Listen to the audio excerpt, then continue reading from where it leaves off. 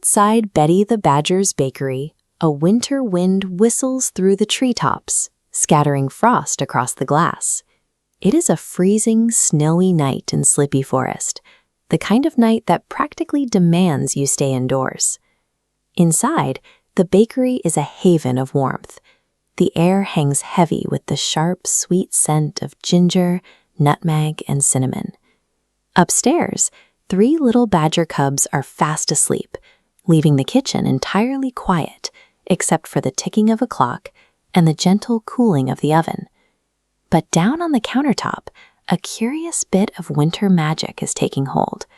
A freshly baked gingerbread man, adorned with bright gumdrop buttons and a neat icing smile, blinks his eyes open. He sits up, stretching his icing arms, and lets out an enormous, doughy yawn. If you know the old rhyme, you might expect him to leap up and shout that you can't catch him. But this little guy has no desire to run. He has been baked with an extra dollop of drowsiness, and his only goal in life right now is to go straight back to sleep. There's just one problem. He's currently lying on a metal cooling rack. It's stiff, hard, and leaves cold grid marks on his back. To get the rest he craves, he is going to have to make a trek across the giant kitchen. To a cookie barely 3 inches tall, a kitchen counter is a vast, intimidating landscape. He totters forward on heavy candy feet, scanning the horizon for anything resembling a bed. Through the shadows, he spots it, a yellow china teacup left near the edge of the counter. From his perspective, the gently sloping ceramics look exactly like a cozy, inviting hammock. He clambers up the side and slides into the smooth, curved basin. He leans his head back, closes his heavy eyes, and prepares to drift off. But almost immediately, a damp, ticklish sensation begins to pool right under his icing chin. He squints through a sudden, thick haze. Just inches away, a heavy metal kettle is sitting on the stove, merrily bubbling away and releasing thick, heavy clouds of warm steam straight into the air. The kettle notices him, cheerfully offering to pour a nice, soothing bedtime cup of tea. The gingerbread man politely but firmly declines the offer, scrambling back out of the cup. He looks back at the inviting curve of the porcelain, but the mist is already settling. For a creature made of sugar and flour, steam acts as a slow solvent. Staying in that cup means watching his icing run and his crisp edges turn to mush. Exhausted, he hops down from the counter, making his way to the kitchen table. The pine surface is dotted with plates and cutlery, but he's looking for something specific: softness. His icing eyes land on a ceramic butter dish, holding a thick block of room-temperature butter. To a tired cookie, it looks exactly like a squishy, yielding memory foam mattress. He climbs in, ready to sink into the plush surface. But he immediately encounters a fatal flaw in the physics of his new bed. Butter is soft, but it offers exactly 0 friction. The moment he leans back, he loses his footing, slipping and sliding rapidly down the slick side of the yellow block. Unable to stop his momentum, he shoots out the open dish and tumbles through the air, landing with a distinct hollow thud against the hard wood of the table.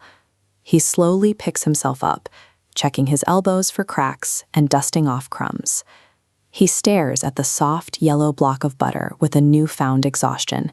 He has spent his last bit of energy just trying to stay in place. Desperation is setting in. His candy feet feel like lead, and his eyelids are drooping shut. He spots a large pastry bag left over from baking, bulging with thick, sweet icing. Reasoning that icing is both soft and sticky enough to hold him in place, he flops his entire weight down onto the middle of the bag. The pressure forces a massive spurt of bright rainbow-colored frosting to shoot straight out of the nozzle, splattering violently across the table. Panic spikes through his doughy little chest. He grabs a checkered fabric tea towel lying nearby and clumsily tries to scrub the colorful mess off the wood, smearing frosting across his own hands and feet in the process. He stands there shivering in the middle of the kitchen table, covered in smears of neon blue icing and clutching a damp trowel. He came here to sleep, but he has ended up trapped in a sticky, colorful disaster with absolutely no strength left to fix it. The Sleepy Gingerbread Man collapses onto the tabletop, sitting among the colorful smears of icing. His shoulders slump. He is convinced that this kitchen simply does not contain a single place for a cookie to sleep. But as he sits there, his gaze falls onto his own hands and the tool he just used to clean up his mess. He looks at the crumpled tea towel resting right beside him. It has everything he needs. The thick cotton is plush and soft. It is perfectly dry, safely away from the steam of the kettle. And the rough woven fabric provides excellent friction, meaning he won't slide an inch. It is, quite simply, the perfect nest. He crawls under the top fold of the fabric, pulling the heavy cotton up to his chin like a thick winter quilt. He lets out one final quiet sigh. As the pale golden light of the winter morning finally reaches the kitchen table, his eyes flutter shut and he falls into a deep, unbroken slumber. Finding the right place to rest is rarely a straightforward process. It often involves tossing, turning, and testing out spots that are too cold, too hot, or just entirely wrong. But no matter how restless the journey gets, everyone eventually finds their perfect, cozy place to close their eyes.